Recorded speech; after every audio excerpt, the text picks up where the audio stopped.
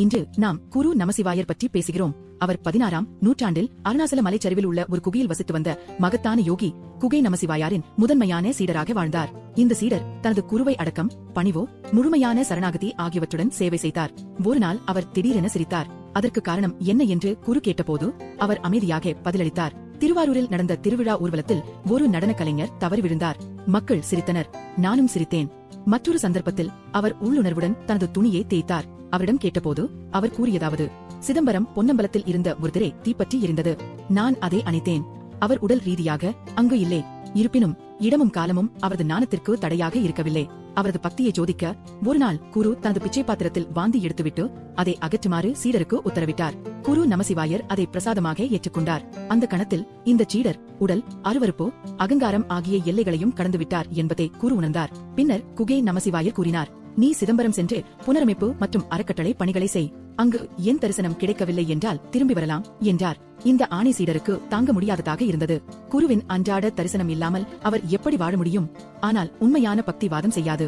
கூப்பிய கைகளுடன், நடுங்கும் உள்ளத்துடன் குரு நமசிவாயர் சிதம்பரத்தை நோக்கி நடந்தார். பசித்தபோது அவர் தெய்வீக அம்பாளை பிரார்த்தனை செய்தார். அப்போது பார்வதி தேவியை தோன்றி அவருக்கு உணவு அளித்தார். சிதம்பரம் பொன்னம்பலத்தில் நுழைந்தபோது அவர் நடராஜ பெருமானை காண எதிர்பார்த்தார். ஆனால் அவரது குருவான குகை நமசிவாயர் வடிவில் சிவபெருமான் தோன்றினார். அந்த கணத்தில் அனைத்து சந்தேகங்களும் மறைந்தன. குருவே சிவன் என்பதை அவர் நேரடியாக உணர்ந்தார். திருப்பார்கடல் குளத்தின் அருகில் குரு நமசிவாயர் ஆழ்ந்த சமாதியில் அமர்ந்தார்.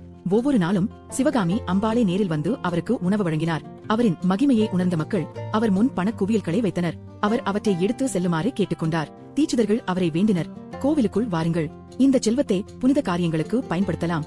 அவர் அமைதியாக பதிலளித்தார்: சிவபெருமானின் ஆணையின்படிதான் நான் இங்கு வந்தேன். நான் ஏன் இடம் மாற வேண்டும்? அவரை கோவிலுக்குள் அழைக்க சிவபெருமானே ஒரு வயோதிக பிச்சைக்காரராக வந்து தோன்றினார். அவர் உணவு கேட்டபோது குரு நமசிவாயர் கூறினார்: நீ என் முன் நின்றால் உணவு தருவேன், என் பின்னால் சென்றால் தரமாட்டேன். சிவபெருமான் சம்மதித்து திருப்பார்கடல் குளத்திற்கு சென்று மறைந்தார். அவர் மீண்டும் கோவிலில் தோன்றி தீட்சிதர்களிடம் குரு நமசிவாயரை பல்லக்கில் அழைத்து வரச் சொன்னார். அந்த பிச்சைக்காரன் சிவபெருமான் என்பதை உணர்ந்த குரு நமசிவாயர் சம்மதித்தார். கோவிலுக்குள் சிவபெருமான் அருள்வாக்காக கூறினார்: அனைவருக்கும் பயன்படும் திருப்பயன்களை உருவாக்குங்கள். குரு நமசிவாயர் ஒரு தட்டை பிடித்து பிரார்த்தித்த போது வானத்திலிருந்து ஒரு தங்க நாணயம் விழுந்தது. இதை கண்ட பக்தர்கள் தங்கமும் ரத்தினங்களையும் குவித்தனர். அவர் அனைத்தையும் தீட்சிதரிடம் ஒப்படைத்துவிட்டு செல்ல முயன்றார். ஆனால் அவரது கால்கள் அசையவில்லை.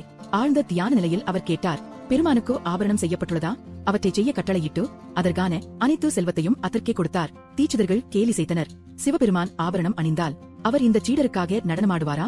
ஆபரணங்கள் செய்யப்பட்ட பின் குரு நமசிவாயர் நடராஜரை அலங்கரித்து ஒருமுக பக்தியுடன் பாடினார். அப்போது சிவபெருமான் ஆனந்த தாண்டவம் ஆடத் தொடங்கினார். சபை முழுவதும் பிரமிப்பில் சரிந்தது. ஓம் நமசிவாய.